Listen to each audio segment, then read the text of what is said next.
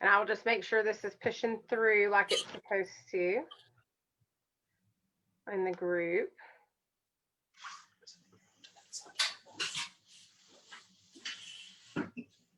Should be going live. Yes, there we are. Perfect.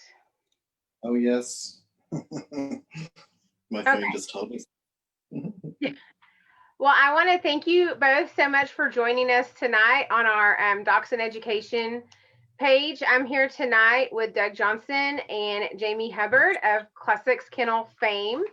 And we're going to talk some dog shop and breeding. And then I'm going to get their thoughts and ideas on our beloved breed, the Dachshund, from all breed judges' points of view. So thank you both for being here with us tonight. I really appreciate your time. Sure, great. Yeah, we're looking forward to it. Excellent. Well, let's talk a little bit about you both for our audience who may not be familiar, I guess, if they've been living under a rock. So let me have you, Doug, we'll start with you if you want to introduce yourself a little bit and kind of how you got started, and then we'll go over to Jamie. Sure. I'm Doug Johnson, and I got started with a Clumber Spaniel in the early 80s. I was a kid in high school, junior high at that point, and just was fascinated by this little unique breed. And what's interesting is I have, gravitated to long, low, and level for a long time with all my breed choices. I remember, going through an encyclopedia of dogs and picking out all these dogs, a Skye Terrier and Sussex Spaniel, all of them kind of had that same shape. So, it's something that I gravitated towards very early. And that's just been that was the start. And from then on, I went to college and had show dogs. So it's kind of been a wonderful path for me to have purebred dogs in my life. Excellent. And Jamie, what about you? I know that one of your first dogs was actually a Dachshund. It was. I mean, my history is quite fascinating because I was 9 years old when my parents started showing dogs. They actually had Basset hounds. So I was the little kid running around the ring with dragged around the ring by my parents' Basset hounds. And the first dog I ever purchased was, I had saved $300. I had a little side job when I was a kid. And the first dog I had was a standard smooth hair Dachshund. She was my first. My second dog was a standard long hair Dachshund. So that's how I actually got involved myself in showing dogs. I eventually got my own breed, the American Cocker Spaniel. I also showed miniature long hair Dachshunds for a very famous kennel in Australia. And we might talk about that a little bit later on, but they were great mentors for me to learn about Dachshunds and how important a front assembly is in your breed. And then we met when I was around 30 years old. So we've been together for 16 years. Great. Excellent. Thank you guys so much. We're going to just kind of go ahead and hop into breeding. And I've kind of told our group members that, to be really great breeders, a lot of the things between the breeds are the same, basic foundation things. And so we have a lot of newer people coming into Dachshunds that are very interested in breeding and doing it the right way. So when you both decided to start breeding, what was your motivation for breeding? Wanting to take your breed and advance it for future generations. You go first. I was going to say you should. Okay, I can go first. Well, for me, when I first started breeding, I think that I came to dogs, first of all, very young, which is not the norm. Normally, we have lots of friends, and I keep telling them, they're getting started at 40 and 50, which is what most people do. We turn to dogs a little bit later in life to do that. It's a rarity to find someone who was either born into the sport or started so young in a junior level. So I was young. I really was guided with my first litter. Basically said, take this bitch and breed it to this dog and let's see what you get. And so I did that. And I listened to someone who had spent a lifetime doing what I wanted to do, which was to produce a really good quality purebred dog. And so I listened to them. I didn't have any goals in mind other than producing another dog that I could show and maybe, start a gene pool or start a breeding program from, that would be, ended up being, something out of your own creation. But that wasn't the initial thing. And I don't think that is the initial interest of the novice person coming. They're just looking to breed their dog, regardless of quality, quite frankly. It's just what they started with. And many times we don't start with what would be our ideal. It's just a starting point. So you may start with, we talk a lot about 1 to 10. You may start with a 3, and that 3 may produce a 6. And what you're trying to do is get the 6 to produce an 8. And so that's how you increase your quality, improve your quality. But the advantage I had was having good people that had longevity before me that produced really good dogs. And then they guided me and I just learned from them. So that total mentorship, that mentoring of someone who would basically plot your success early on. And Jamie, what about you when you started to breed? I think I was way too young. I mean, I was in my early teenage years when I got involved in dogs, and I didn't really become a breeder until I got involved with the American Cockers. I was fortunate to have a couple of great mentors. I know that when I look back now at my youth and the dogs I had, and particularly when I started with the Dachshunds, and even when I look at my parents' Basset Hounds, we didn't know anything back then. We didn't have a lot of role models and a lot of mentors to guide us in those early breeds. I wish I could do that all over again.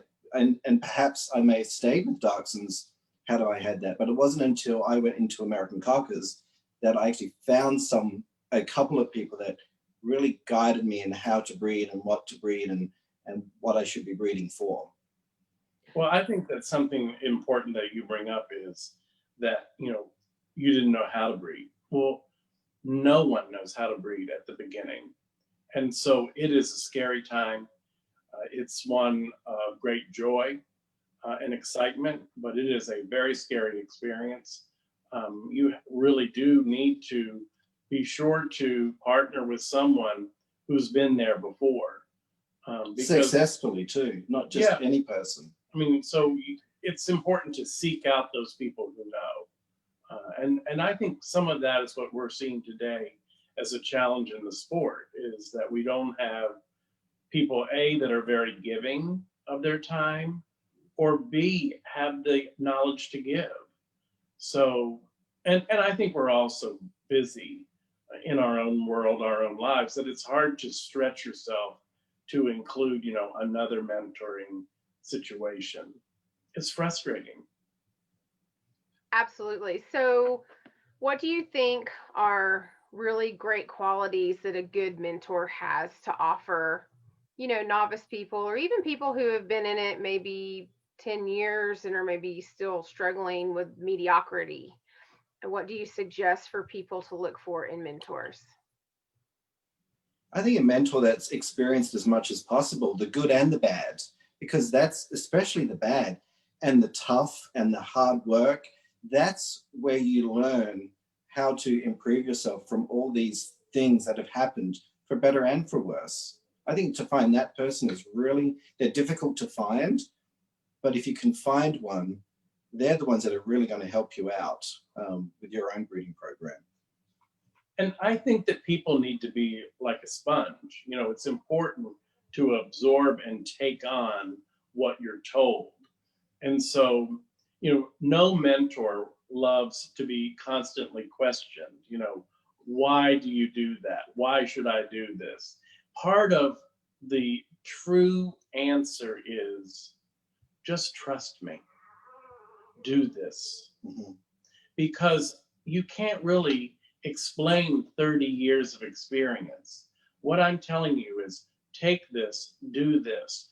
And how I can tell you that works is my very first litter, I took a beautiful basic bitch and I bred her to a gorgeous male. And in that litter my very first litter was a litter of 4. And the dog in that litter went best in show at Westminster. So, you start out with this big boom, super fame, great notoriety. Well, that dog I bred the dog. He was whelped in my hand. He was really bred by the two co-breeders. That one lived in Canada, one lived, 900 miles away at that point. They were the experts. I was just the conduit. And so that's proof that by listening to someone with 25 years, 35 years of experience, you can achieve something. Absolutely. Well, let's talk about some of these, going into breeding programs and having these successful programs with your mentors. What do you think to go down that path of having a very successful breeding program is an absolute must-have? What do you guys, look for even still now with all your experience for your breeding program? Well, for me, our breeding programs, and we have 4 different breeds that we breed from, they are based on a very strong line of very good bitches, the best bitches in the world. And you seek them out, you keep them, you test them, you make sure that everything you have in your bitch line, bitch after bitch after bitch after bitch, grandfather, grandmother, granddaughter. I mean, it is solid, strong line of bitches. And if you have a strong line of bitches, I tell people I'm only looking for blank semen. I don't need a whole lot from a stud dog. I need him to just get this girl pregnant, and the rest she will do. She will bring all her qualities from the last 9 generations. She will bring those out. So you can, if you have a closely, tightly bred bitch line, I think you're in really good shape. And I think that's really important. And the problem with that, as you know, as a breeder, you don't give your best bitches away. So it's hard for the new people to get in with this high level bitch. Now, you can buy the sister of the one that the breeder keeps that has the same genetic material. So that's a real good way for a breeder to start a mentor program with somebody. But we definitely know the strength of our bitches. Yeah, and I mean, if you think of all the very, very successful breeders over the decades, I don't think there's one that's going to stand up and say, well, my breeding program is based on my stud dogs. No.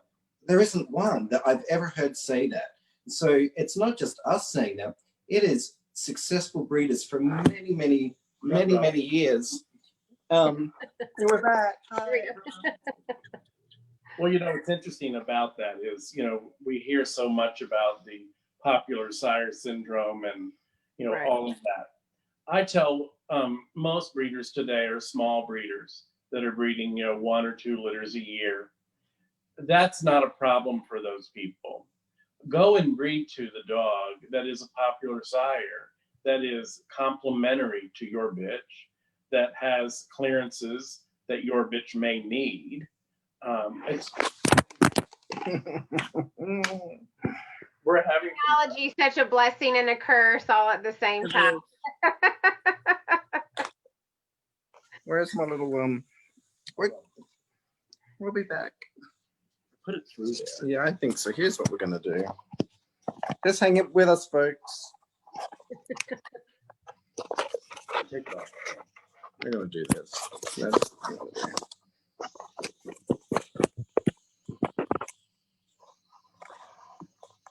All right, I think we're there. I hope so.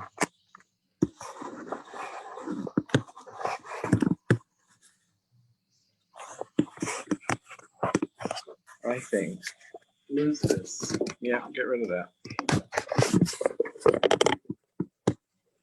Can you see us? Yes. Okay.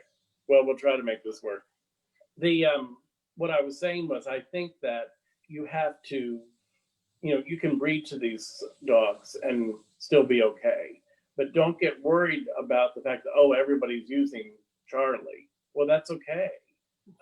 I think the bigger breeders in breeds, they're the ones that are producing dogs for other people to use.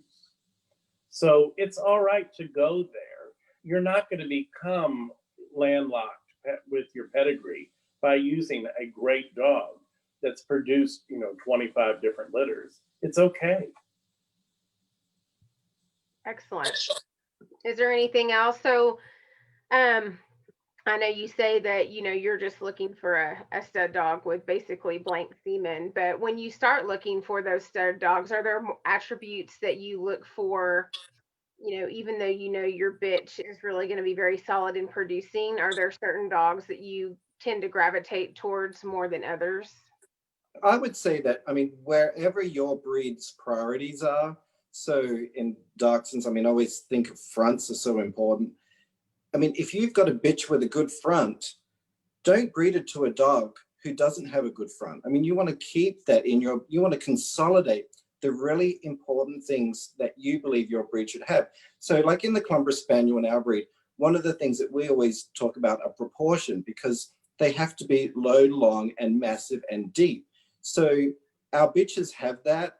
The last thing we're going to do in that breed is breed to a stud dog who is tall and short and doesn't have the mass and the substance. So you need to consolidate on the good parts that your bitch has, as long as they're important to your breed. Yeah, it's a doubling up of positive qualities. So you breed a dog with a great front to a bitch with a great front, and you hope that every puppy in the litter has a 50% chance of having a great front. Whereas if you breed a great front to a bad front, you've got 25% chance of somebody having a good front. So you would dumb that. That's where you sort of dumb it down. It's really, breeding dogs is no question in my mind that breeding is an artistic form, but it's also not rocket science. So you're not trying to reinvent the wheel or cure cancer here. You are simply trying to produce or reproduce what you have and improve upon it. And that's a big difference. We're not trying to, create something out of nothing. It can't be done. Yeah. And if you have nothing to start, like Doug just said, you cannot create something out of nothing. So if you're new and if you have nothing, you need to start again, because you will struggle time and generation and generation. And, this sport takes up a lot of our time and it does take up a lot of our money. Absolutely. Well, here's what's interesting about that is, you can't, it's so hard to convince people who have a champion. And, your breed, I am not a breeder of your breed, and I'm not as intimate with them as someone like maybe Jamie is. But what I'm telling you is, you all know, you and all your listeners know, that there's a tremendous range of quality in your breed. Yes. And so it's very hard to say to someone with their cream-colored mini long bitch, maybe you should get something else. Maybe that she's not good enough. And yes, she finished with 3 5-point majors. And that happens. And it happens a lot. And it doesn't mean she's a nice dog. And it also doesn't mean that she wasn't better than the rest of the entry. It just means that she's probably not where you need to start breeding, that maybe you need to upgrade from her. She was a great tool. She brought you to the sport. She showed you the ropes. You got experience with her, but she might not be the one that you start breeding 3-4 generations from. And it's hard for people to hear that. And that's not unique to Dachshunds. It's not unique to any particular breed. But there's a point in dog showing and dog breeding where you have to look at what you have and say, I need to upgrade. And I need to upgrade by buying something better. Because if I buy something better, I'm going to be 6 or 8 years ahead of myself just by the one purchase. Right. Well, I think it's important, what we've really tried to tell our people is, the other thing is, if you upgrade and buy something really phenomenal, then you have to want to breed it to the next level and not go back Right. mediocre dog that you just have, you know, in order to move forward. You mean breed it to the dog that is in the next town because it's convenient and it doesn't cost you anything? I mean, and we see that problem all the time in many of the breeds that we're involved with or our friends are involved with. You know, we will tell them to go breed to, you know, a certain dog. I know Joe, when he did the English Springer National, he put up a beautiful dog for Winner's Dog, and he told quite a few people, you know, it didn't matter where she lived. She could have been up in Alaska. This is a really good dog to breed from. And some people took that advice, and some people just went and bred to the dog down the street. Right. It's stupid. Yeah. It wasn't any good. Right. Well, I want to ask too, while we're kind of talking about this, obviously you guys breed several different dogs, and so you really have to know, in my opinion, be educated in those standards and really know that in and out, and not only read the words on the paper, but understand what it says and apply it to what you're doing when you're breeding. And so what is your thought, you know, on the breed standard and the importance of what we're trying to do here? Well, I think that the breed standard is the written word. And it's sort of like teaching people to see. I mean, you're an educator, so it's really an interesting challenge to explain what words mean. And you have to put them in a reference. So medium, slightly, you know, the moderate, these terms are way open to perspective and where you came from. And most people bring baggage to dog breeding. It's just impossible not to. My main breed, the Clumber Spaniel, has an influx of people from St. Bernards, from Newfoundlands, from Golden Retrievers, from English Springer Spaniels. So each of them brings a unique perspective on what a breed should be. And so it's all a matter of where you come from. The written word is the blueprint. It is the parameters for which you breed to. Now, what you see and what your vision of those words will be different from anyone else. I find it interesting when we judge and we talk about dogs that we've judged over the course of the day, that you can talk about the same dog so differently. How can you see these dogs so differently from me? On the down and back, how they use the top line. It's a fascinating thing. Oh, I didn't like that one. It had, a funny face. And I think, well, actually it had a beautiful head. You know, so it's sort of interesting how you see things. Again, that goes to the art form of breeding dogs. What's aesthetically appealing to you? If you're educated in art and you like certain things, then you look for certain things. If you are an elementary level artist, you're not going to understand famous artwork. It doesn't appeal to you. You know, it's like using crayons versus using acrylics. There's a difference. I just want to talk about the standard for a bit, because, you know, standards change over time. And I don't always think that the standard that is written today, that was formulated by somebody at the time who might have had some power with the parent club to get enough votes to change certain words, whether that standard today is really the best standard that was ever written for your breed. So not only should you look at your current standard, you have to understand the history behind it, the history of why the breed was bred for it to formulate into these written words. But it does not hurt for you to go back and look at previous written breed standards, go back to the country of origin, and or the UK standard. I mean, you should look at quite a few, because, you know, we get to judge around the world and we have to judge to that country's breed standard.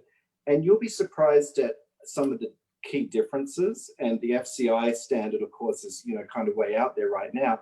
but you then read certain things that probably should be in the standard that you read here in this country. Right. So, Well, not only that, I think you see breeds go through phases, so the priorities of the standard also change. So you have to, and that's one of the reasons I'm still a very big proponent. At one point, I was on a committee with the American Kennel Club to talk about the judges' scheme and how to do this. And I really am a big proponent of re-upping education, meaning that judges should be tested every 5 years to relearn or re-experience the standard of a parent club or of a breed. Some standards never change, but certainly breeds go through phases and fads. And while I think we're sort of purist when it comes to purebred dogs, you have to recognize fads in breeds, and you need to also be mindful of what they are. And that is a flash in the pan flavor of the month, not a classic. It's a fad.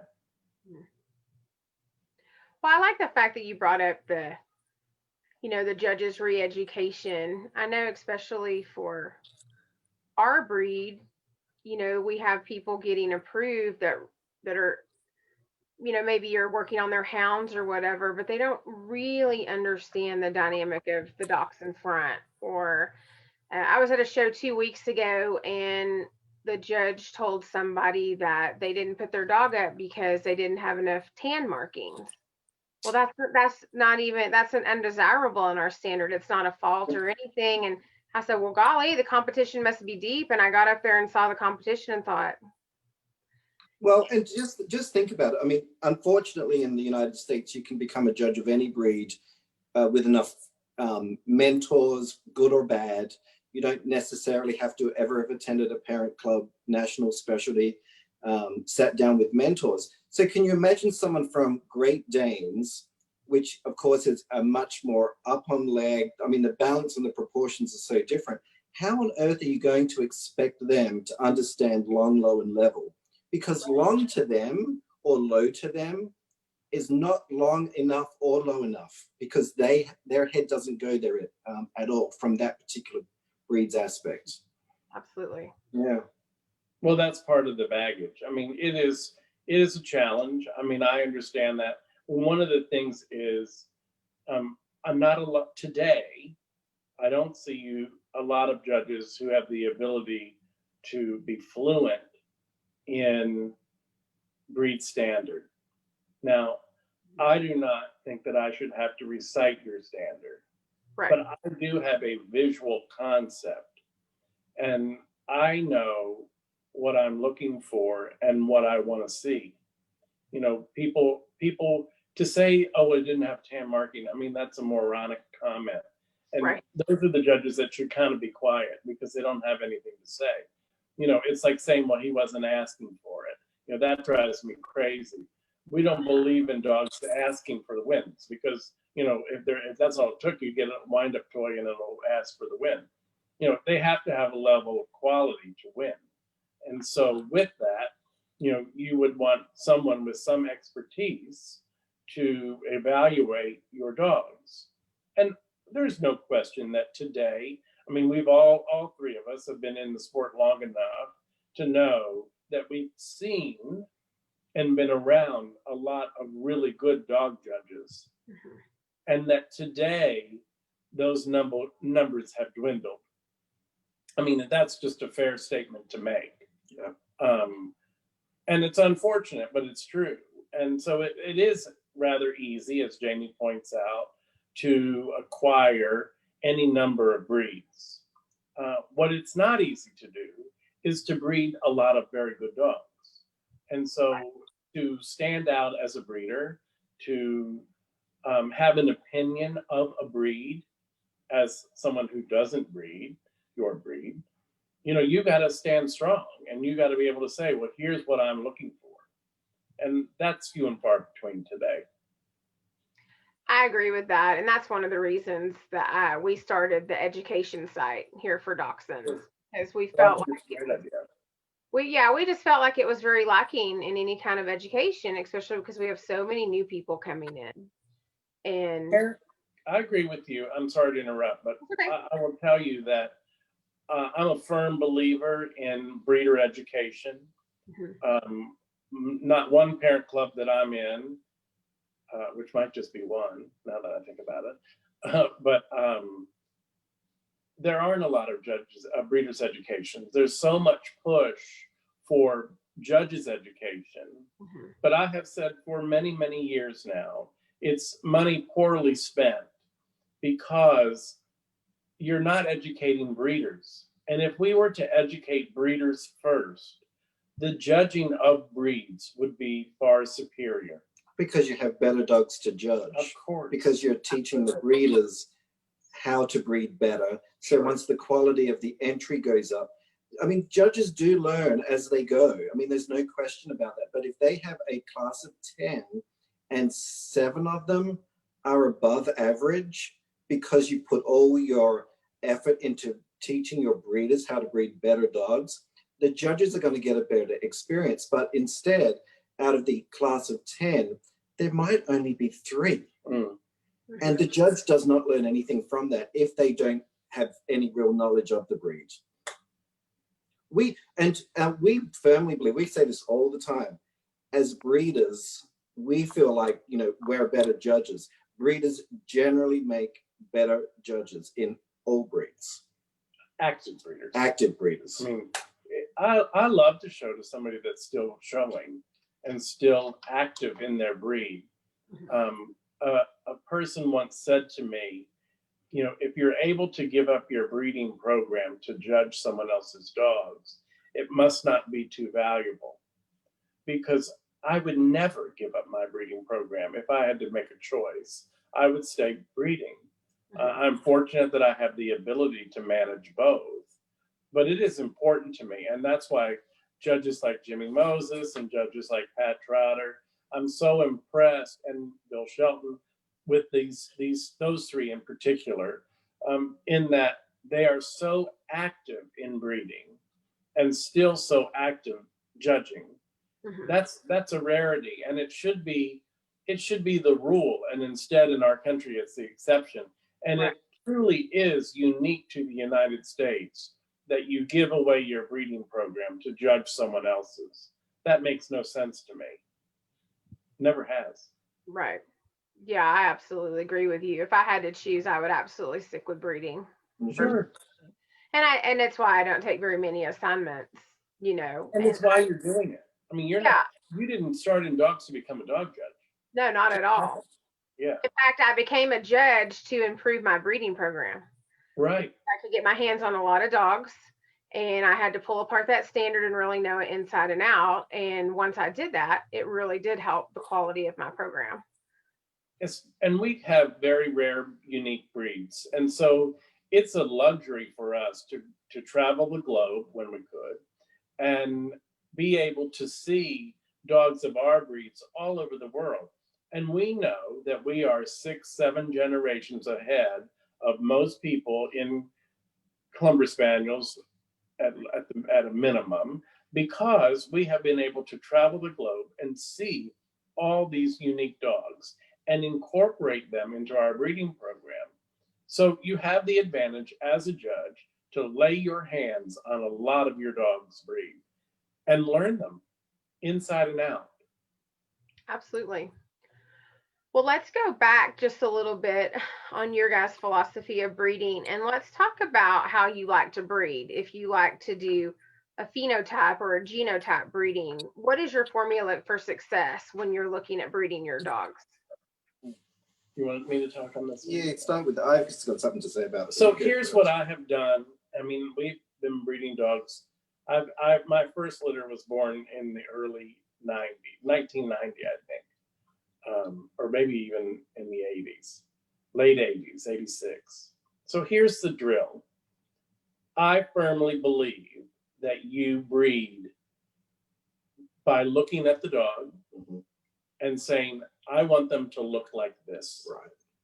Because as novice breeders, you don't know enough to do anything else. and you want to breed Charlie, and you want to reproduce Charlie. So you breed dogs collectively that look alike, that act alike. I did a seminar on this, and I think that is what we're all should be doing, is we should be breeding a lot of dogs that look and act alike. They have similar traits. They are positive traits for their breed that they share.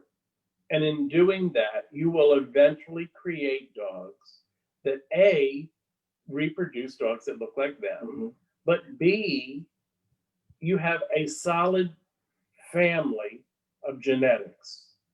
So it's not diversified. It's not this big, huge open pedigree.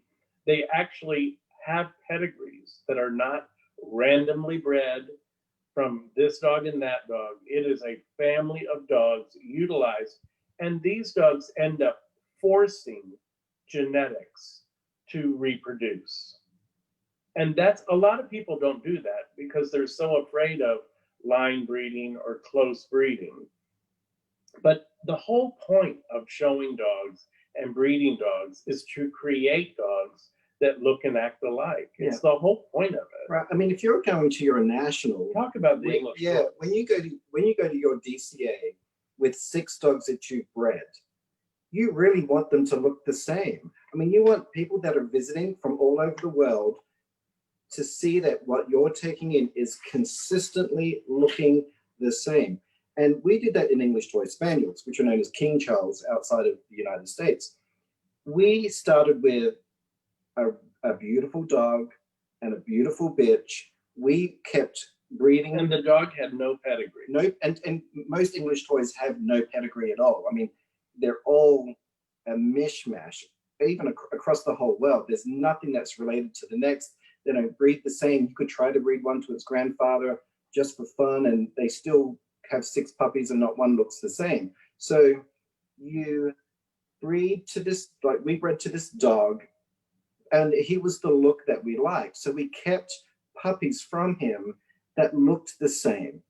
Then we bred them back to him or to, a relative that looked the same. We were fortunate where we had really good health in those pedigrees. So we didn't have to worry so much about the health side of it, where maybe in Dachshunds you have to keep that in mind a little bit. But we kept breeding to the same look, generation after generation. Father-daughter breedings, half-brother, half-sister. Now here we are about 5 generations down. Everything we produce looks the same. And you don't hear a lot about father-daughter breedings because there's such a negativity around these tight breedings anymore. And that's sort of, we need to frame that for what it is, which is sort of an animal rights activist group. They're anti-breeder, they're anti-breeding. But that type of breeding really does solidify a kennel to push out the bad genes. You can quickly eliminate some problems when you do something like that. I think it's not for everyone, and I don't go around, saying, "Oh, breed to the father." But I do suggest it. There are certain famous, wonderful dogs that are healthy that I believe you should do a father-daughter breeding on, just to have another go at getting him. Meaning you're bringing as much of that gene out for yet another generation. And imagine the father-daughter breeding that produces a male superstar stud dog. I mean, that dog would be worth his weight in gold. And it does happen. We've done that in English toys successfully. I don't do it cavalierly. I think it is serious, and it is concerning. And if they're not healthy, that's something you as a breeder have to deal with. Right. But it can very well be worth it. And often we have never had a father-daughter breeding that was genetically a disaster. We just haven't. But you got to do it. You got to be smart going in. And I would never do it in a breed like Clumber Spaniels because you reduce size a bit. I mean, there's inherent things that happen with breeding so close. But in Sussex, they do it. And it's we're talking about little gene pools. Your gene pool in Dachshunds is huge, which makes me think it could very easily work. Right. Well, one of the trends we're starting to see right now in Dachshunds is becoming very popular is people are doing a lot of importing from other countries. And because a lot of some people's reasons is, they're trying to add in some attributes that we don't have here. And a typical European type of dog or FCI type of dog is a lot different than the American Dachshund. Mm-hmm.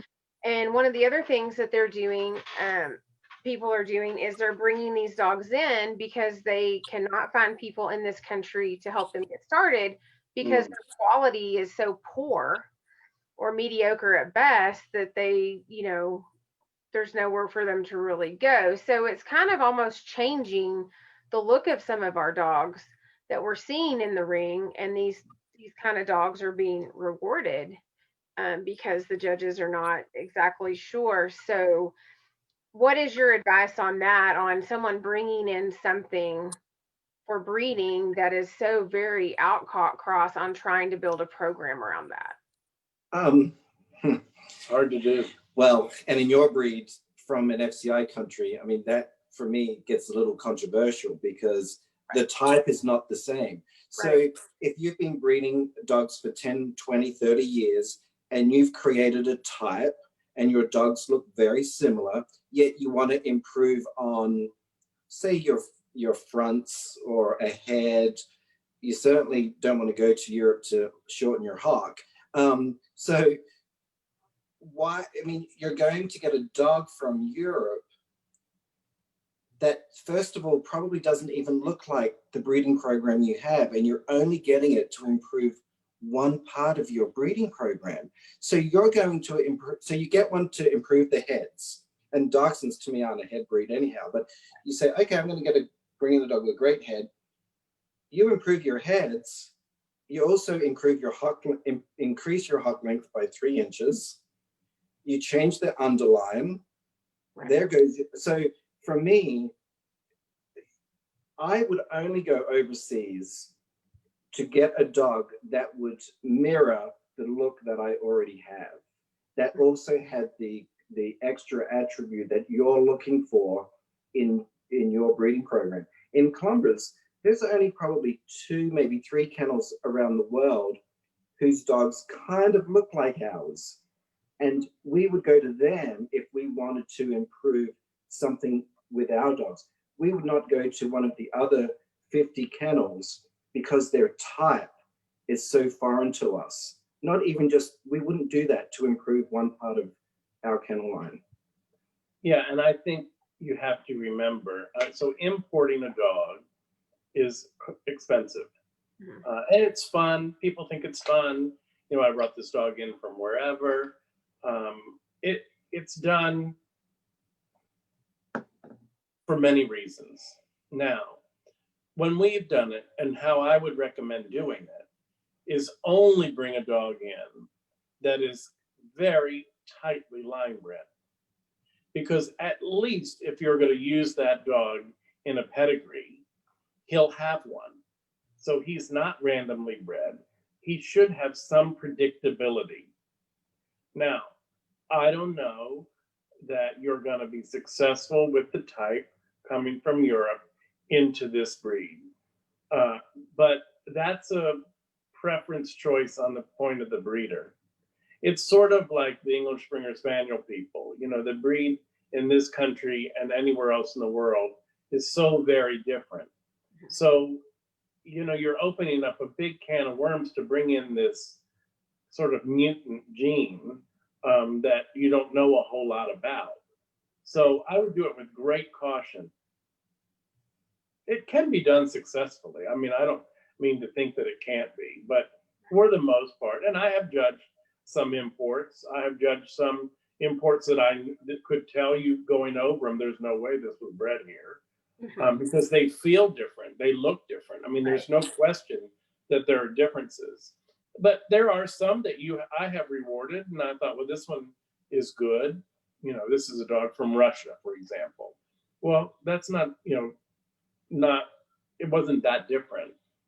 Right. Well, and the trend is really more in miniatures, Mm-hmm. you know, than it is in standards, for sure. Sure. I think if there was another country that had dogs that were very similar in type, it would probably, you know, there's in Australia. Yeah, that was what I was going to say. I mean, Australia.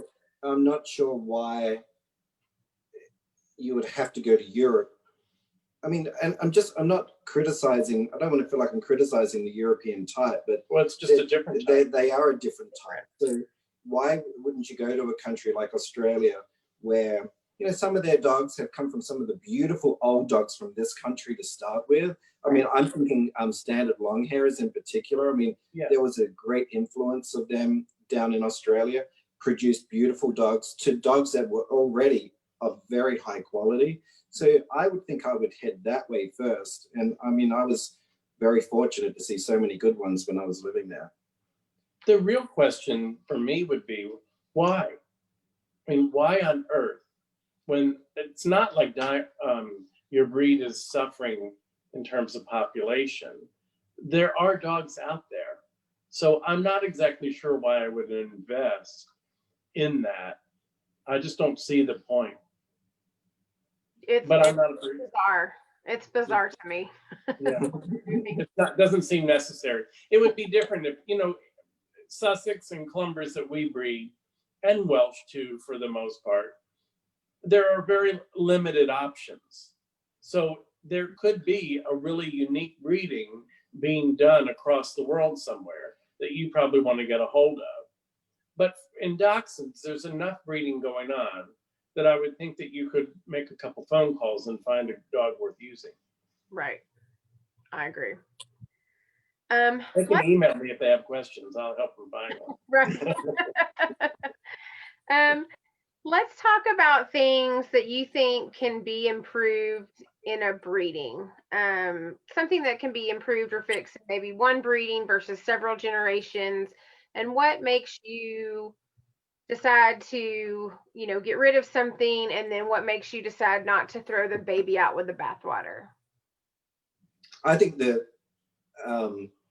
the one thing that is a definite no, and especially in our breeds, are bites. I mean, once you have a dog with a bad bite, and we have a problem with that with Combers and Sussex, they can be, you know, looking great one day and bam, the next they're undershot. They don't stay. That is very hard to get rid of, to a point where we don't keep them to even breed from, but we still get it. So I can imagine how much worse it would be if we kept them and bred from them. Right. But you know, we just don't believe in it. Yeah. So I think the bites are, in probably most breeds, would be the most difficult to get rid of in any breeding program. Are there any other things that, because I know you have different breeds and they call for different things. Well, temperament? I would never, I'll walk through the breeds very quickly. Sure. For like, of course, undershot is out the door. In Clumbers, I wouldn't keep something that was square, and none of the breeds would have a bad top line. I'm not forgiving on a bad top line. In a breed that's long, low, level, they have to have a strong back. You know, I could deal with a little bit of an elevated tail, maybe a dog that's close behind. I have to have a dog that's true coming and going, but I can forgive close. I have what I make a range of acceptable, and as long as the dogs fall into that range of passable, this is good. I don't think the dog with the best rear wins. I think the dog that's overall best wins. So he may be tight behind, not crippled, but tight behind. So I can buy into that. I also think rears are sort of easy to fix. Mm-hmm. I think the top lines are hard to fix.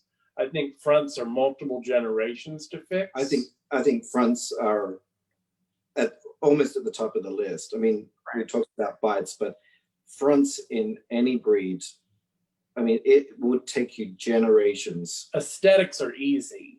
So head type, bone density, the looks are easy to get back. And when you breed and you have 9, 10, 12, 14 generations, you will start to say, I've seen that. Oh, I remember seeing that. I've seen this before. Mm-hmm. And it's sort of nice, I think, about that. I talk about dogs coming back to you through breeding, so that your dogs really never, ever really go away, because you always see them again. And you can see their look. And it doesn't mean that you see them as puppies and think, oh, that reminds me of Bill. But about 3 years into their life, they'll turn and look at you and cock their head. And for 2 seconds, you think, oh, that's Bill. There he is again. And that's the success of a breeder. Because you go, I got it back, I kept it. You know, keeping your genes is what it's all about. And it's not always about improving. It is most about preserving and keeping what you've got, because you don't want it to go away. If you've got a good front, many, many years ago, we do get a lot of emails and a lot of requests for help. And it's nice that people do that. But I got a Great Dane breeder that sent me pictures of her puppy and what she bred for and what she got. And she said to me, I got the one that I produced, I got. Here it is. It has the best front. It's exactly what I wanted. And she didn't keep the puppy because it didn't look like her dog's.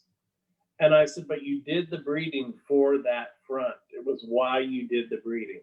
And she just couldn't do it. And as a breeder, you have to keep what you bred for. I bred for the front. I finally got it. So you have to hold on to it. And you don't have to love it forever. You can at least utilize it into your breeding program. Acknowledge that the breeding was successful and your plan for doing it worked, rather than get rid of it. We just recently evaluated a litter of Springers, and there was one Springer that they kept, and she was not the best one in the litter. And we said, well, you know, this is the best one. Well, she didn't want to keep that one.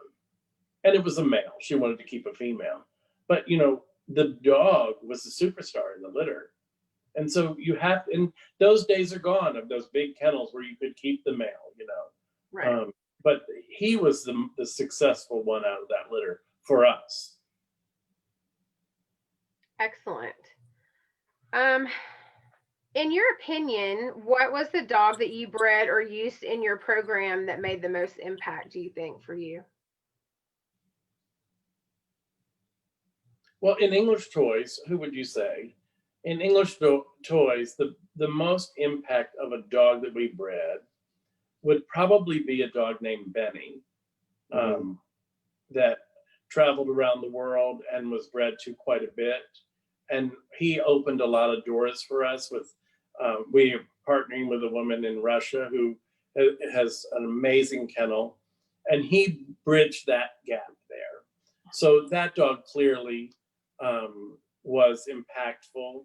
We had another dog, a Blenheim Dog, that did some winning, won the national, was a super dog.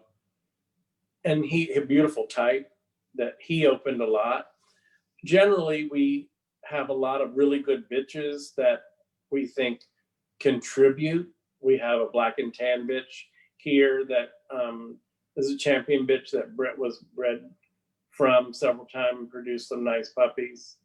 In clumbers, there have been quite a few, I'm happy to say. There have been, I mean, that's my life's work, really, the Clumber Spaniels. So it's, there's a lot of really good dogs there. The Angus dog that was just shown a few years ago, 26 best in shows. That dog is really a breeder's dream, genetically superior to almost anything I've ever had. Clear of everything, hip, eyes, elbows. I mean, everything where the breed struggles, he's clear of, and produced dogs.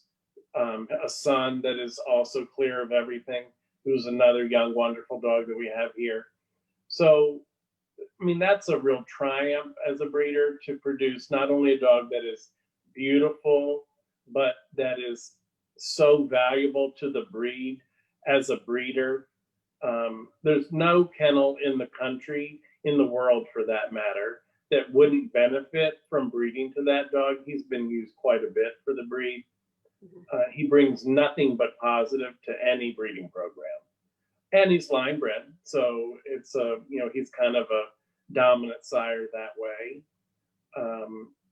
Bitches, we had a bitch, that Maxine bitch was probably one of my favorite bitches we ever had in Columbus, and she produced lots of really good bitches. She was fun to show, and she gave us at least 4 good bitches from her. Yeah, but she was also, 6, 7, 8 generations of really good bitches. Yeah. So, I mean, we've got these great dogs that produce, for a lot of people, not just for us. But those dogs could have never happened without the kennel of bitches that we have.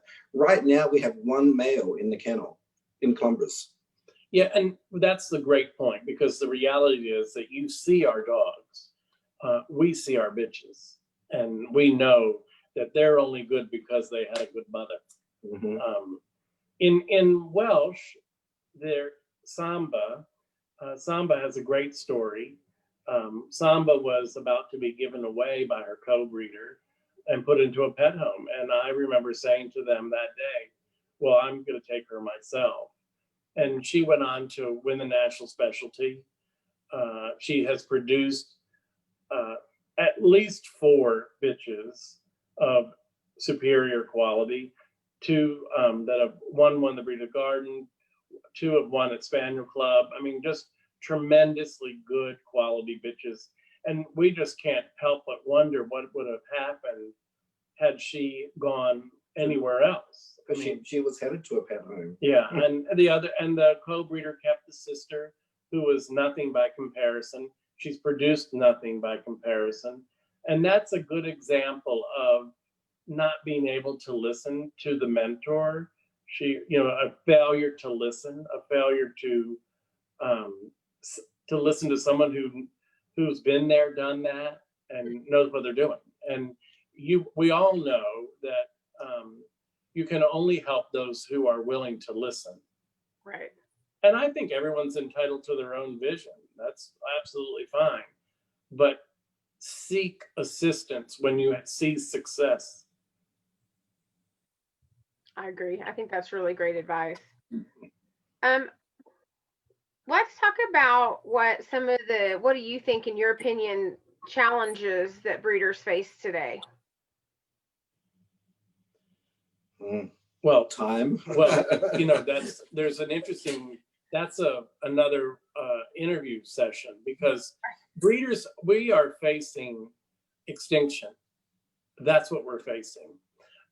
Because it's sort of a negative that, you breed show dogs or you breed purebred dogs in a world full of rescue organizations. So we have to solidify our position as knowledgeable breeders, as people who recognize that the advantages of owning purebred dogs, that we recognize that they bring to families companionship, but also longevity through experience, that these dogs have predictability, so that if you're an outdoorsy person and you want a dog to go on a hike, that you can buy certain breeds. But if you're a single mother and just want a nice dog as a companion for your child, you can get these breeds. I mean, so they're tailor-made.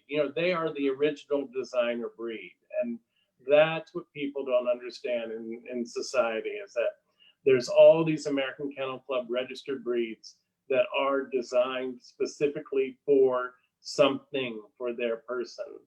And whether you want to go hunting in Alaska, or you're wanting a dog to go on a pontoon boat with you in the Chesapeake, you've got a breed for you. And so we need to stand up as breeders to reclaim that mantra. So that's one thing that's going against us. And as Jamie points out, you know, you've got both parents working, a lot of expense involved in breeding dogs. So there's a financial and time component, which makes the breeder even more scarce, because we all know the investment we have in our dogs is tremendous. And it's burdensome, it's troubling, it's challenging, and at the end of the day, it's worth it, because what you get back from your dogs are so invaluable. The companionship, the joy. You know, joy is such a big part of a positive life. So dogs bring us a great deal of joy. And then there's a civic challenge where we are struggled through our communities to have any number of dogs.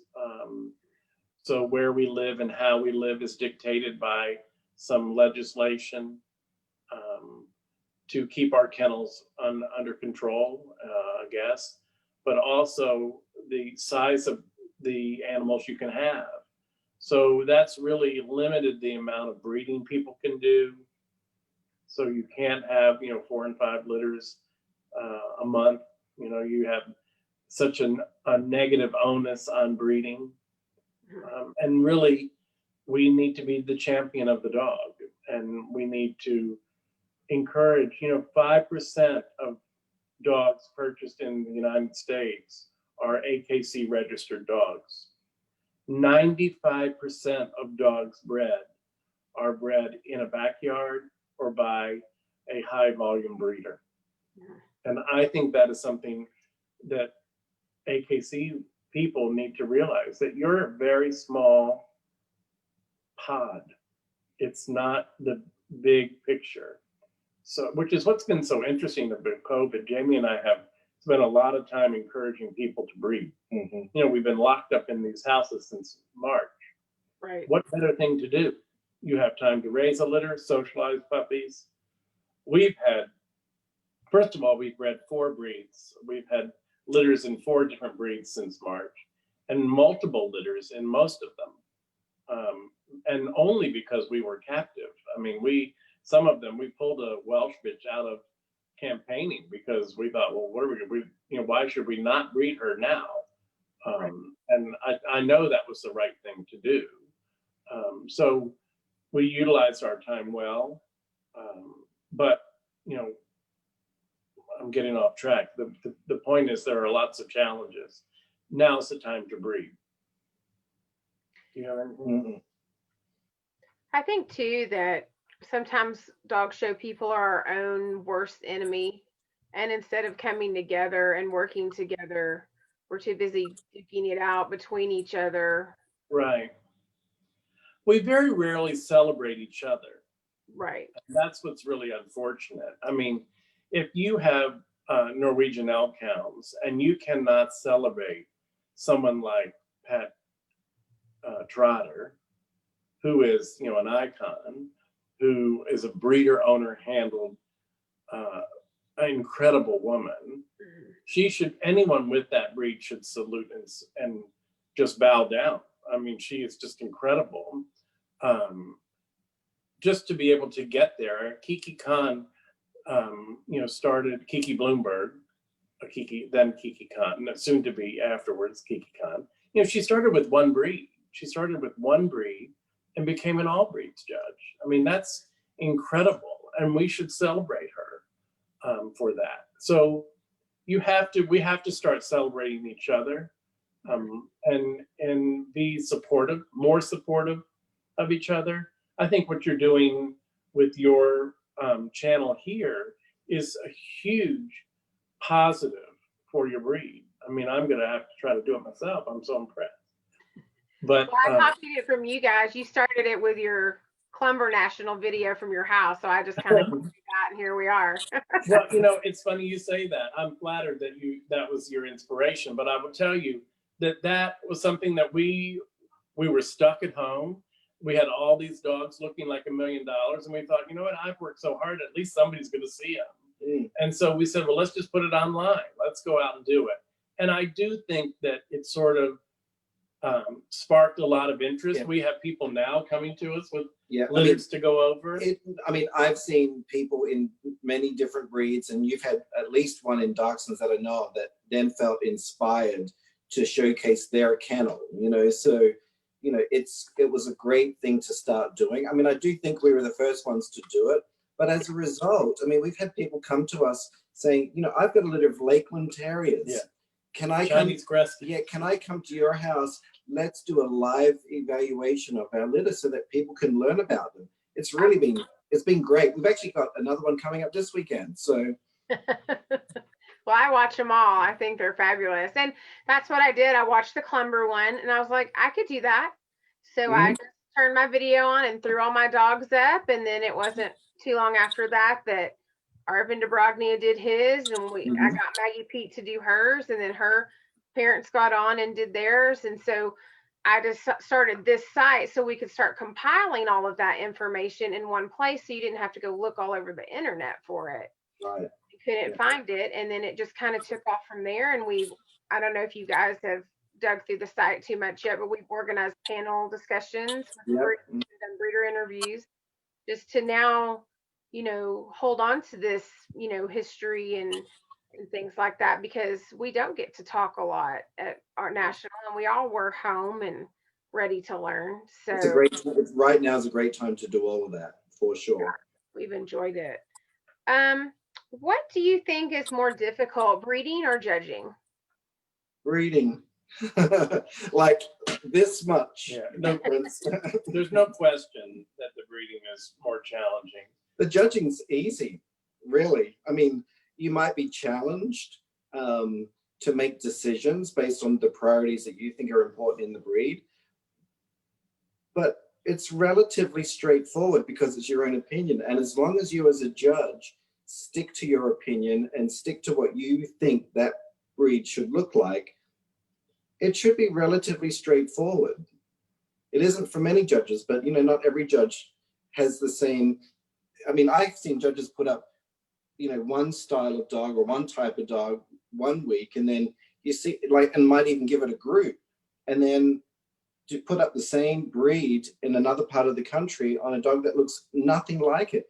And they're not judging dogs, or maybe they are, but they just don't have an opinion of how that breed should look. So they'll just point to the Golden Retriever or the English Springer Spaniel. I mean, it's quite outrageous, to be honest.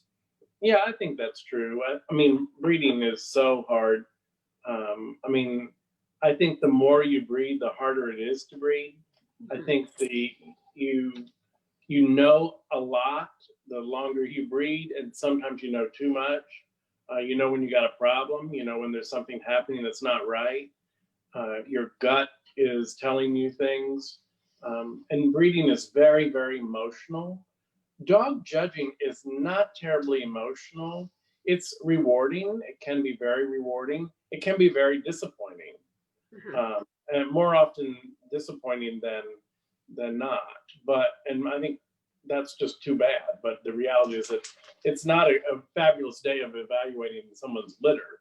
It's a day of weeding through some mid-range to find something that's slightly above average. That's about what the day goes like generally.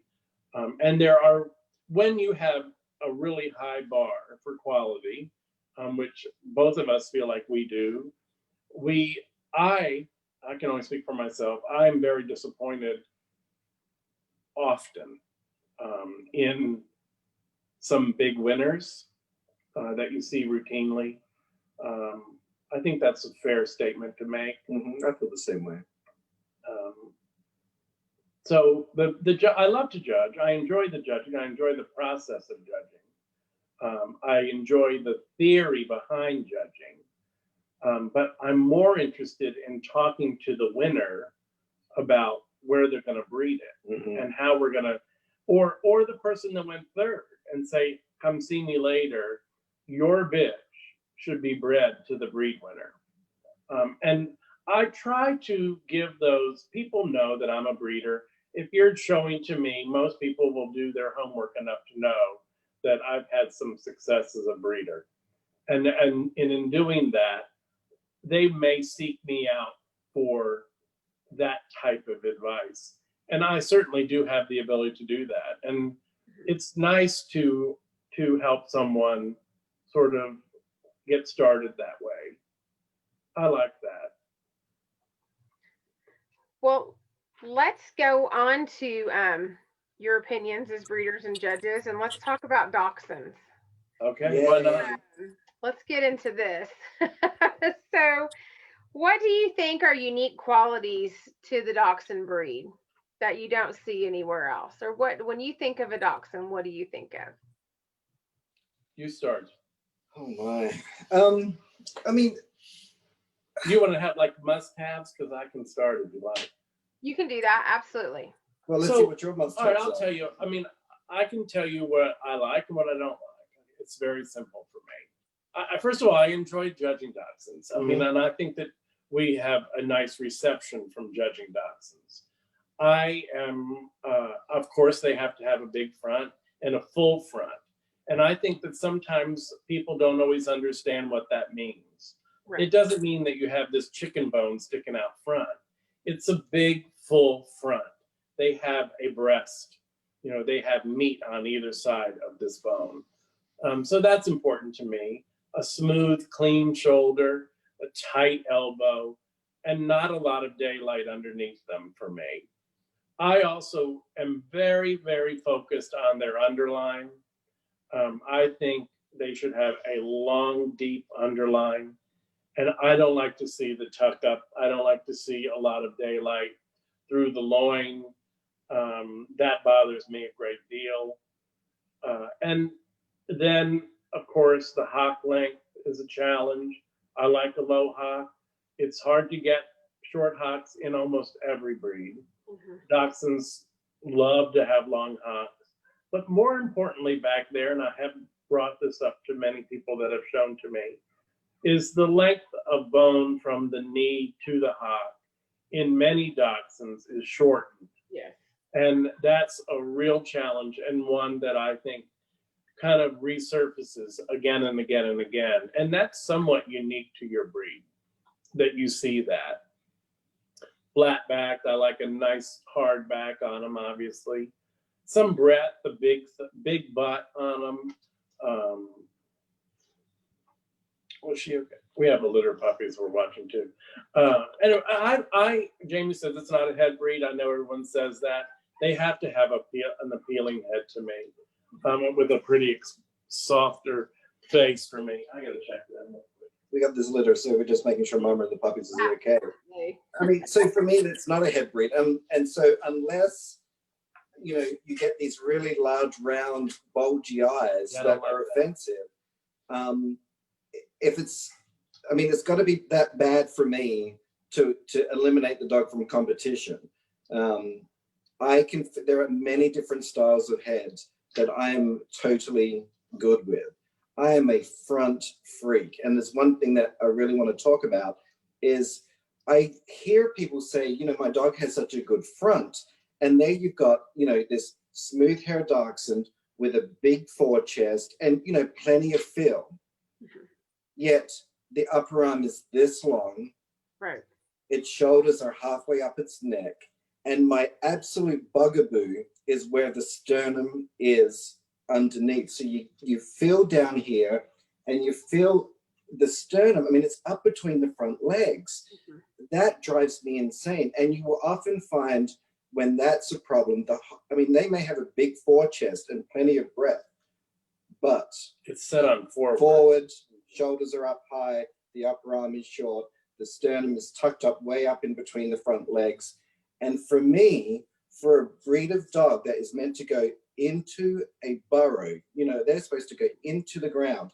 How on earth is a dachshund with a bad front going to back its way out of that with a lot of difficulty? So I have had some really good entries where I have put 2 or 3 dogs back on tables, and I do make my final decisions on fronts. I also have a picky about length of hock too, and I think that's mainly because the first one that I bought for $300, she had hocks really long. So yeah. Well, I think too, one other thing with the fronts, I mean, you know, the front is so unique and so important in the breed, you know, and I mean, you know, I don't judge, we're not the same person. And so just because you have the best front in the ring doesn't mean you're the winner. No, that's true. You know, and so I remember, you know, being sort of not challenged, but questioned because this bitch had such a beautiful front. And yes, it did. But, you know, if it's all front and nothing else, it's just a really good front. Right. And so, you know, there's a balance to all of these features that, you know, yes, we're going to reward you and acknowledge that this one has the greatest front in the world, but it has nothing else, you know, so it's important that there be balance.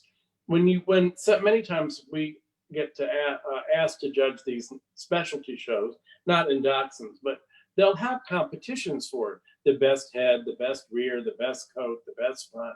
Well, you know, that's a different competition. Right. This is an overall quality competition. So, of course, you enter the ring with the assumption that they're going to have good fronts. You leave the ring many times a little disappointed. So it's just the way it is. But balance is so important in these breeds. And, you know, balance front to rear, balance top line, underline, you know, they have to have it. I agree with that. And I always explain it to people who don't really understand how Dachshunds work. Like, if you take a folding table and unfold the legs and set it up, it's straight on one side, it's straight on the other. That's a balanced table. With a Dachshund, you have to have that same kind of look, but now instead of the legs being straight, you're going to put them in 90-degree angles down to Right. and they Right. still have to be balanced. And that's what happens a lot of times is one end doesn't match the other. And Right. they don't get it. It's like you said, well, it has a beautiful front. Well, you know, maybe, but what about the rest of the table? Right, right. And you know, you can also, a good handler can push those front legs together to make them passable. And then when they come at you and they're flapping their you know, feet, you realize, yeah, no. I mean, that's just, and so sometimes what it feels like to go over, and then when you see it move, it's two entirely different things. Yeah, absolutely. And that's one of my biggest things too. I tell judges is don't just judge on the stack. You have to judge on the move as well. They have to be able to move. Right. I think when I see them moving, coming towards you, the issue that I have is when there is no fill here whatsoever, and they're actually weaving coming at you. That to me is so offensive. Egg beater. Yeah. Yeah. Some of these questions are kind of running together, so I'm going to go ahead and ask them, and if you have anything to add, I'll let you add it. So we've talked about kind of what great attributes you think Dachshunds should have. We've kind of talked about some of the problem areas. Is there anything you wanted to add on any of those? Any other problem areas you see in Dachshunds? No, you know, sometimes I find the breed, I don't like to feel a lot of vertebrae. I think sometimes they don't have a layer of muscling over them. I also think that the coat quality on both the long and the wire, sometimes the wire has a very soft, or I'm sorry, the long can have a cottony soft coat that I don't find as appealing as something else. A little, you know what, like some of even the lighter colored ones, I worry that they're too like a cotton ball. And then of course, you know, you want to see a wire, and wires are got to be in hard hair. I you know, they have to have a wire coat. That's the whole point. Absolutely. Yeah, we're running into some softer coats. for sure. And probably, and I don't know this because I don't know how to manage or roll that code. It's something I never have done. But I would assume that that's a challenge for some younger, newer breeders, how to maintain that type of code. Definitely. And that's one of the reasons I have smooth dachshunds. I didn't want to mess with coat. Right. Yeah. I'm not great with scissors and wires. You have to pick at them all the time. So Right. you do the smooth thing around here.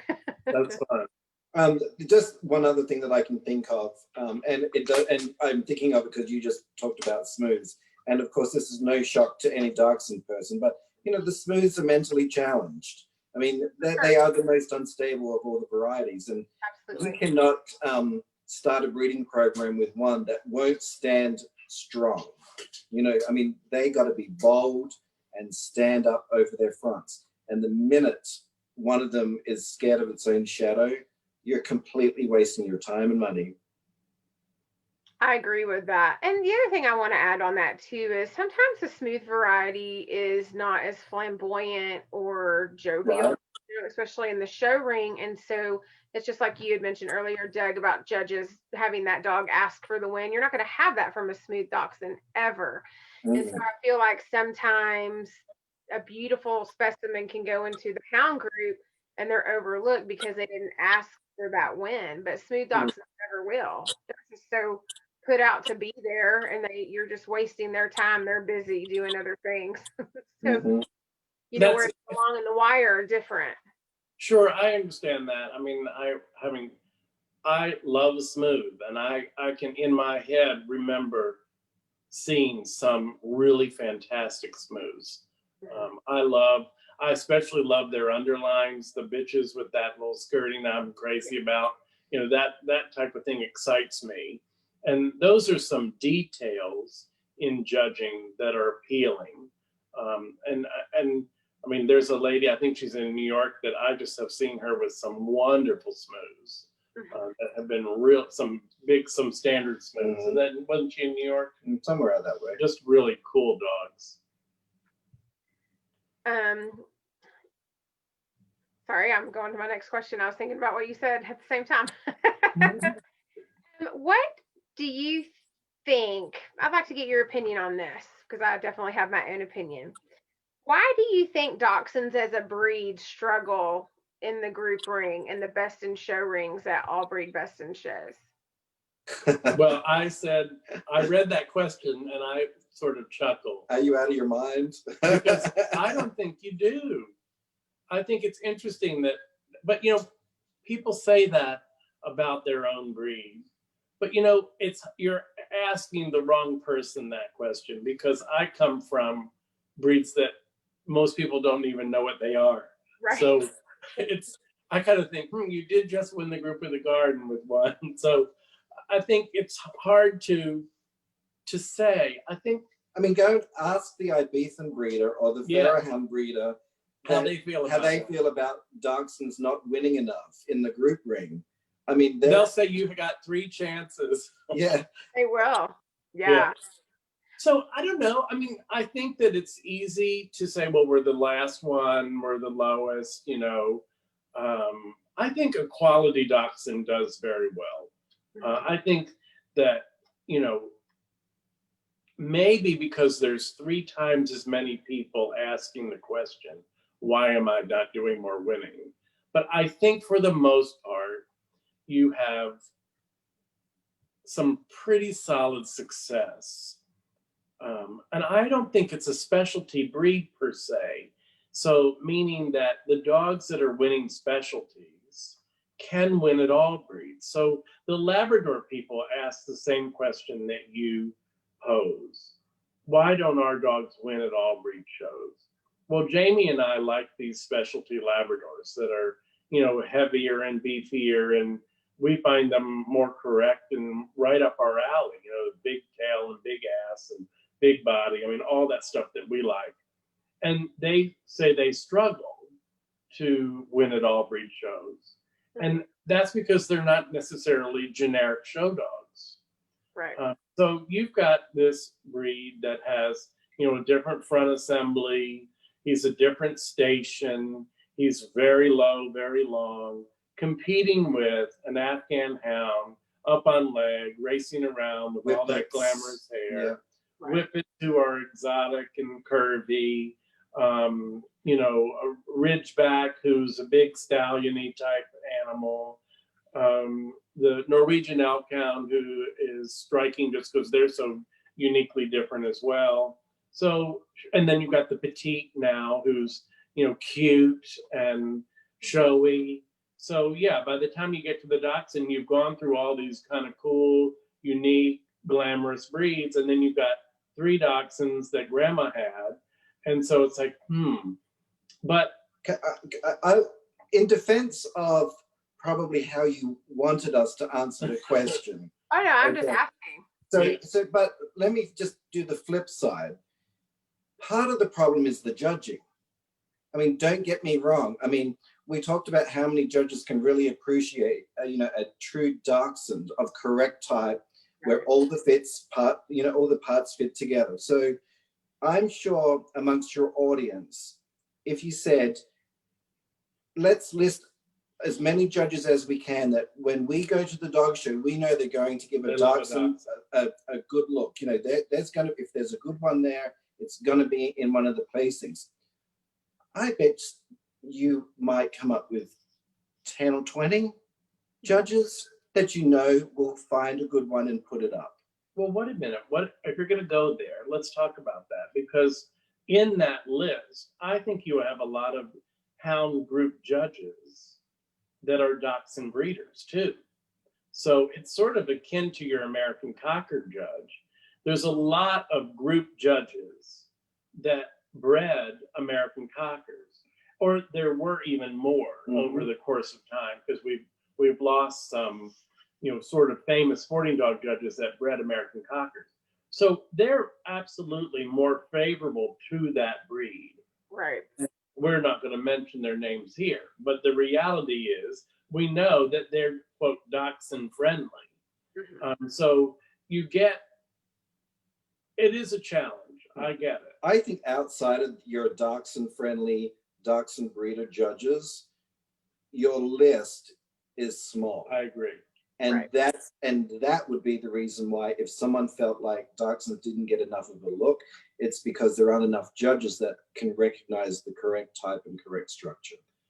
And I think that the hound group is really diverse. Right. And I mean, we're both sporting dog judges. That's our, you know, that's our home base. Hounds follow very closely after that. They're hand in hand. They both worked for food. Okay, so it's not a big challenge to judge sporting breeds and move into hounds. It's a very natural progression both ways. Hounds to sporting, sporting to hounds. And I actually went hound sporting. Right. So I was a hound group judge at 18, and I was probably in my mid-20s before I became a sporting group judge. So I think they're interchangeable. That said, where I'm going is to say that you have such depth of quality today in the hound group. Yes. And much more so than the sporting group. Yes, I would agree. I judged, I don't know, I just filled in at a dog show, and I got all the hound group from someone. And I enjoyed my day of judging all of these hounds. I did not judge Dachshunds, but I had all these hound breeds, you know, Plot hounds and blue ticks and red bones. And I mean, all of these wonderful, wonderful examples coming in. So there's a great deal of depth today in hounds for anyone who has a hound aficionado brain. Because I think you have hound judges, and then I think you have judges who understand hounds. It's a big difference, you know. And at one point, the hound group wasn't so big. Yes, and so you had a lot of people going through the group somewhat quickly because it was one of the smaller groups. But, you know, I've been fortunate. Jamie's doing the hound group at the Garden this year. I did the hound group at the Garden at least 5 years ago, I think. Probably 5. And, you know, those are deep quality, varied breeds. It's just a unique, eclectic group of animals. I agree with that. And one of the reasons I wanted to ask the question, just because I was looking at stats from last year. This year's obviously a special case with COVID and everything going on. But in 2019, there were, out of all of our dachshunds being shown, there were 2 long-haired dachshunds that took best in shows, just one apiece, I think. There were 3 wires, and there were 3 smooths. One was multiple best in shows and smooth. And so I say that going into, we did have a hound group winner at Westminster with Burns, and he was like the best of the best of the best of the best that we can send. And I won't get into how the Dachshund people feel about the judging that night, but I guess our thing is, if that's the best of the best of the best that we send, and they struggle to, compete in the best in show ring, what does that say for the rest of our dogs? And what do we need to do as a collective whole as dachshund breeders? And my answer to that is, we have to be louder and be better breeders. And you have to breed better. I mean, there is a chance, without, thinking about 2019, but there is a chance that all the varieties, maybe it was just an odd year where the quality in dachshunds wasn't as good as it had been in prior years, regardless of who was winning and who wasn't, and all those best in show winners. But maybe 2019, there wasn't anything out there. Right, absolutely. So what do we need to do as breeders to be better in our dogs and to promote our dogs? Yeah, but you had 5, 7 best in show winners that year in those 3 varieties. And so in Sussex there was 1. Right. In Clumbers there might have been 2. I'm thinking 1, but there might have been 2. I think there was only 1. In Welsh Springer Spaniels, 0. So I mean, it's all, for me, it's all relative. And I say that knowing that I wrote these questions last week and went to a dog show this past weekend, and on Monday a wire-haired dachshund took best in show. Yeah, there you go. So there's another one. Chalk that one up to 2020. Right. It's hard. I mean, winning best in show, whatever your breed is hard.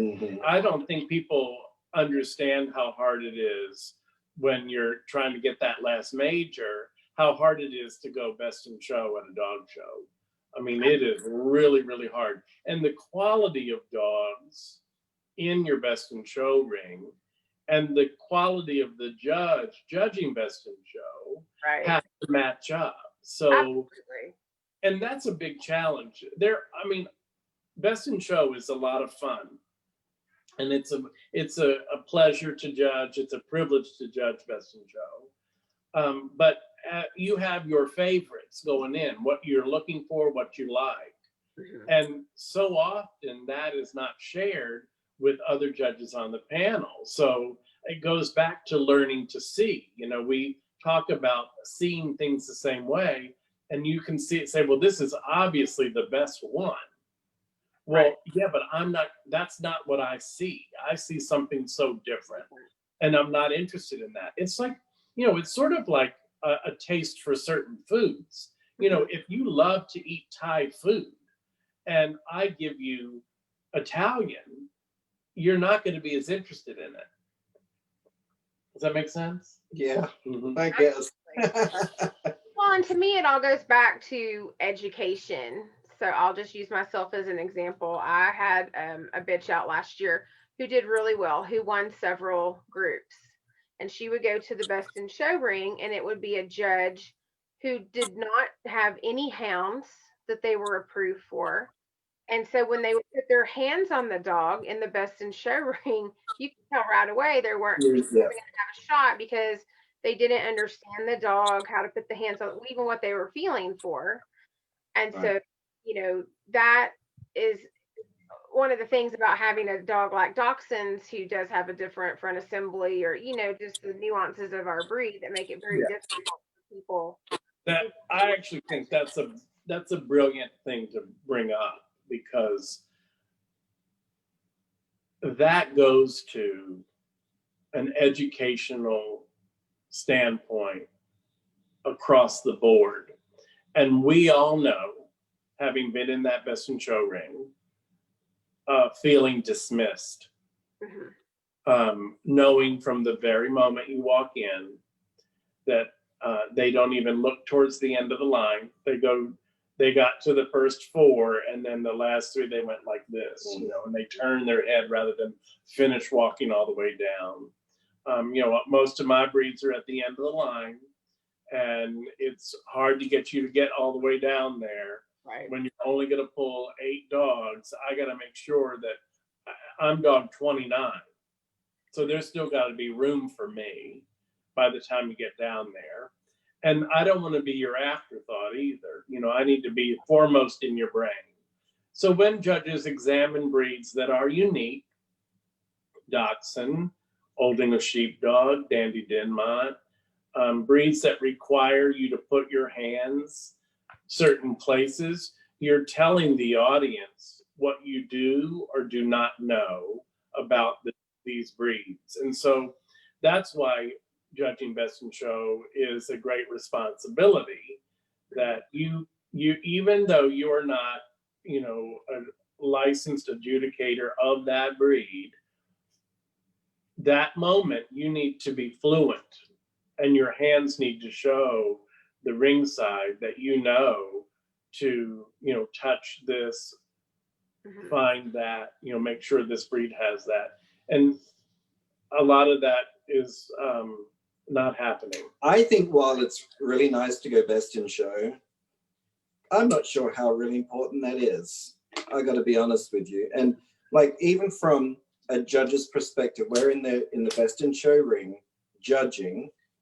We've been sent through 7 dogs, usually by 7 different judges, and I think because Doug and I have, our vision of every breed we judge is very specific. We want a golden retriever to look like this. We want a dachshund to look like this. We want a whippet to look like this. So they're very specific, almost limiting. Yeah, and so when you get 7 other opinions sending you your dogs for best in show, there have been many occasions where you've gone, not what I like. Someone's getting lucky here today. Right. So it's more rewarding as a judge to be able to judge a specialty weekend of dachshunds.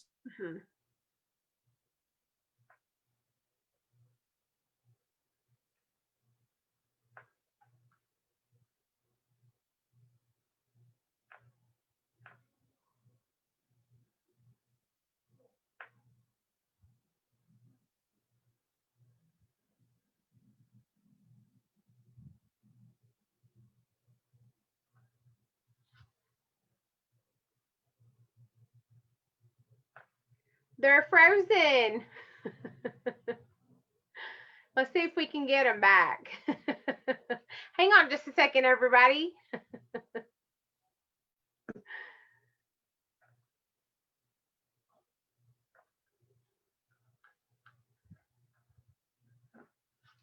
We'll see if they'll come back here in just a second. We can kind of get wrapped up. So I hope you've been enjoying the conversation so far. Very lively discussion about our breed. I hope I'm enjoying it. I don't know if I hope you guys are enjoying it. I've been checking the comments if we've been going through and just kind of looking at what you're saying. So anyway, we'll see if they come back.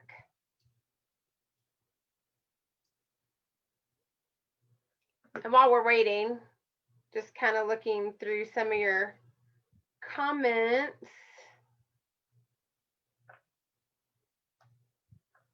Maybe their phone died. That could have happened. We've had some technical difficulties here this evening.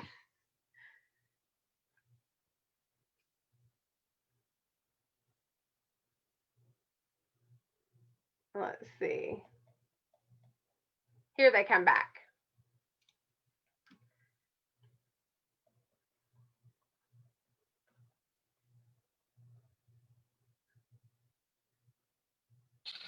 Hello. We're back. Hello. We Sorry. figured you would come back. Yes. We gave up. I was like, man, it was just starting to get really good. They'll be back. Good. Excellent. Well, what do you think breeders of Dachshunds need to do to improve the breed as a whole, or maybe by variety? And do you think there's a weaker variety or size, in your opinion, that you think needs more improvement than the others? I think we did touch on earlier about, I mean, everyone needs to work together. That's how you improve a breeding program. So, but we talked about that earlier. In terms of varieties, I think that changes. I think that's regional. Mm-hmm. I think that you have pockets of quality depending upon where you are. And I think that the best of the best show up. So you can have these, you know, your breed, for example, I'm just going to do the last entry I did was sizable in Canfield. Everyone been cooped up, and then I had this big entry in Canfield. And there was long specials was fantastic. Huge entry of long specials, deep quality. So, and that can happen, I think, in longs. So you have multiple long specials that are great.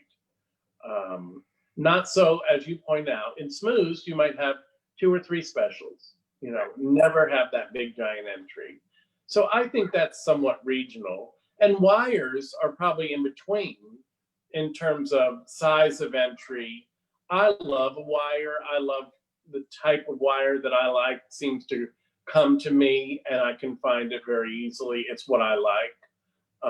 There's a fullness to them, some roundness to their muscling that I like. So I find those. I think the hardest one for me to find is the smooth that I like. yeah, I'm just trying to decide how I want to answer that question. Because I think sometimes you get brought an entry specifically because they know what you like. So, you know, I mean, I could pick on a miniature long hair. You know, usually you'll get an entry in miniature longs and you struggle through them. Yet there are many times where those mini long people, they know what to bring because they know what I like. So, Yeah. You know, it would be easy to say, oh, the mini longs, you know, and I'm of course used to speaking of them in their 6 varieties coming from Australia, you know, with the coat and the size. But I think it just depends. Well, there's more. I think the entry is filled with mini longs right now. Yeah. I mean, you see a lot of mini longs. Yeah. So I'm not sure whether I think it just depends on what you're brought from the breeders. I mean, sometimes the mini smooths you can have a smashing entry of mini smooths. I do find that overall, the long hairs, you get the most variety of quality. So I think you get some really good ones and you get some really bad ones. And I would tell you that consistently good, very good is going to be in your wires. I really believe that. I think most of the time I judge, you're not horrified by a wire entry overall, where I will walk away from smooths and longs thinking there were a couple in there that probably shouldn't even be in your ring. Yeah, I think that's true. So it's a range of quality. It's a broader range. It is. I mean, I love a good mini of any variety if they're as good as they should be. And I think I was just, you know, fortunate enough to show so many mini longs in Australia that I can appreciate that size a lot. But they still got to be good. Oh, definitely. Yeah. And I will say our mini breeders have really worked so hard the last 2 decades for sure in trying to get all of that punch in such a little package, which is very difficult. You know, to have that and keep it 11 pounds or under. And I think a lot of the trend, again, as hard as they've done, is some of the trends we're seeing are the minis are starting to creep up in size. Right. Well, that's a product of your breeding practices in this country, though, because you can't breed your minis to your standards anywhere else. Right. In this country, you can. And so you're going to get increase in size. And of course, a 12 or 13 pound mini might have a little more front and a little more body. So it's a toss up, because we all know the sizes and the coat varieties bring different qualities. So I can understand why that's allowed, but as a consequence, I remember judging an entry, and I mean, I had a beautiful bitch, and she was probably 13 pounds, but she was so far better than the entire entry. I gave her the major, and I said to the exhibitor, I'm glad you didn't have her in open, because if I had her in open, she would have weighed out. Right.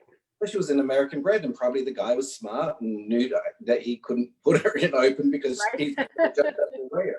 But so, it's about the overall dog, not just, the fact that it might be 1 or 2 pounds, especially if it is so much better than everything else in the lineup. Absolutely. Absolutely. Well, my very last question before we're getting ready to wrap up for you, and I've asked all my panelists this, so I'm going to ask you what your opinion is on this, is what do you think the future of Dachshunds looks like? Can I go first? I think the answer to that question is the same answer that you would give to almost any breed. I mean, this is just my perspective. Your long-term dedicated breeders that have spent decades keeping the quality of your breed at a very high level are aging out. And that's very sad. So, where is the next generation? And right now, I mean, if you've got, and I don't know how many longevity breeders you have still around, but even if you said it was 20 or 30,